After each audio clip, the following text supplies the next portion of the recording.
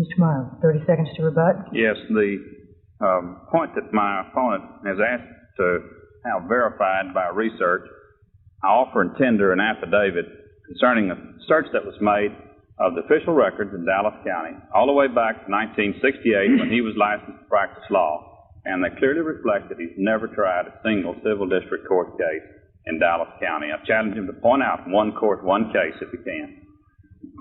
Mr. Mattox. Well, I don't know what kind of affidavit he's got, but I would tell you we've talked with the county clerk and have indicated that the computer records are not complete, are not finished, and they're there. I will assure you this. I've tried twice as many cases as my opponent has tried, and when you look at it, you'll also find that on this Texas Right to Work law, you'll find that Mr. Meier also voted the same way I did on the Texas Right to Work law when it was under consideration in 1975, and when it was being put into the state constitution. Do you have a follow?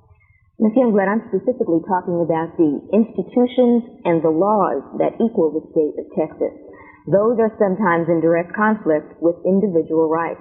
How would you function in your office?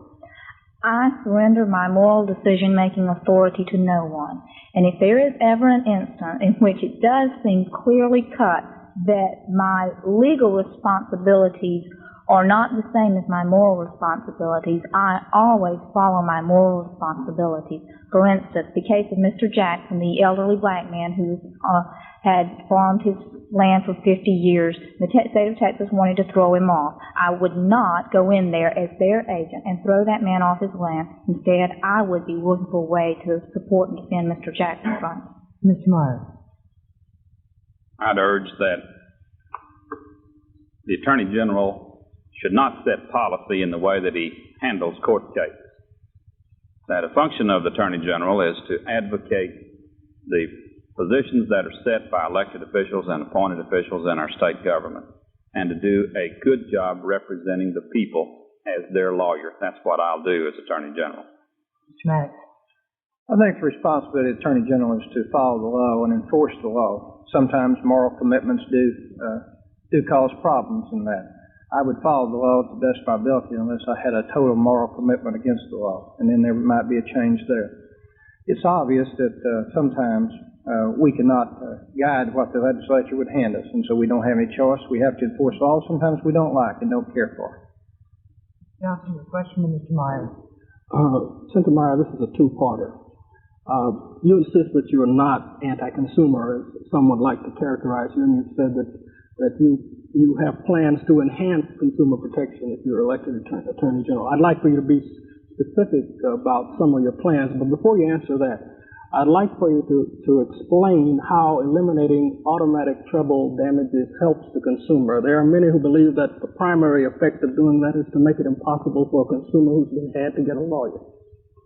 No, that's not the result. The automatic treble damage aspect was putting the Consumer Protection Act where it was being thrown into every lawsuit that was filed in Texas over a period of years.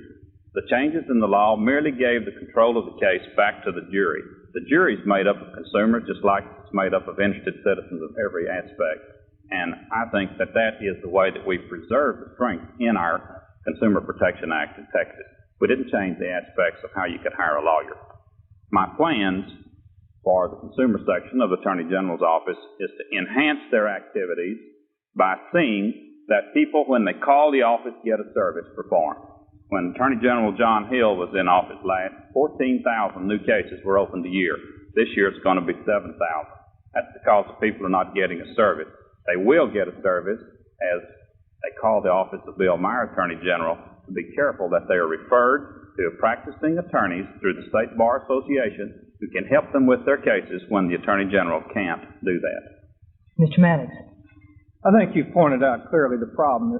The way Mr. Meier passed the legislation gutting the act, you cannot get private attorneys to handle those cases in many cases where and that's one of the major problems. As a matter of fact, I think I would point out further that in 1979, after Mr. Meier gutted the Consumer Protection Act, Texas Monthly Magazine selected him as one of the 10 worst members of the legislature. They said, and I quote, "The most notorious carrier since typhoid Mary carried a legislative program so anti-consumer it did everything to make caveat emptor the 11th commandment." Youngblood. all individuals are by nature a consumer, and I believe in free and full redress of grievances when consumers are defrauded or forced to enter into transactions they do not want. However, I am opposed to any trebling of damage or anything which compensates people above and beyond the actual harm that has been done to them. This only benefits plaintiff consumers and the rest of all of us consumers who, as individuals. Do you have a follow-up from Mr. Meier? Senator Meier, in defining what you call the Texas way, you somehow related to preserving Texas's right to work law. Now, there are those of us who were not aware that the right to work law was in jeopardy. Is it really in jeopardy? Yes, Cecil, the portion of the right to work law that deals with agency shop, that's a provision where you have to pay dues to a labor union whether you're a member or not, is only prohibited by an attorney general's opinion, not by the statute. It's something that could be changed just that quickly if a person were attorney general who was nothing more than a puppet of organized labor, such as I characterize Mr. Mattox. Mr. Mattox. I'll enforce the law just as it is, and there's not any doubt about that. I would point out to you that my opponent has received more political action committee money in this campaign from special interest groups than any attorney general candidate in history. 43% of all his contributions have come through political action committees, and I think that's reflective of the kind of paying back those committees are doing to this man for the work he did on the Senate floor for them, hurting the consumers. Youngblood. Libertarians believe in allowing people to engage in whatever peaceful and voluntary activities they want. And if they want to unionize and organize, then that's fine. But if other people do not wish to do business with them as a union, then that's fine too. We oppose any right to work law which takes away an employer's right or an owner of a business right to say he wants to run a union shop. We're running real short on time, Ms. Garrison. If you could ask a question and each candidate could reply to, and the candidate has only 30 seconds to answer. There has been discussion of expanding or toughening the open records and open meetings laws of the state. Senator Meier worked on those laws when he was in the legislature, and that idea has been espoused by Mr. Mattox, Ms. Youngblood. May or may not agree with that. How do you feel about that? And if you would toughen those laws, how would you do it? Mr. Meier.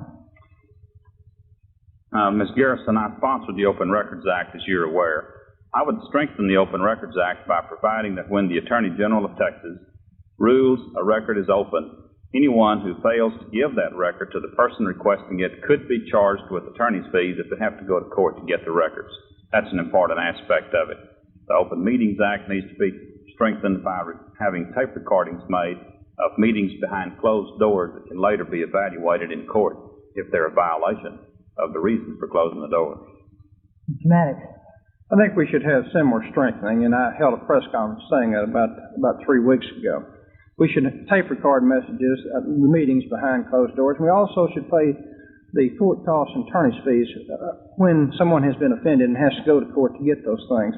I think also we need to codify the open meetings and open records decisions of the Attorney General's office and render those decisions within approximately 2 weeks after they are submitted to the Attorney General's office. Governments were created by people, by individuals, and their continued existence is merely at the sufferance of those people who instituted them. Therefore, being our servant, government has no right to keep secrets from us in any event. Thank you very much.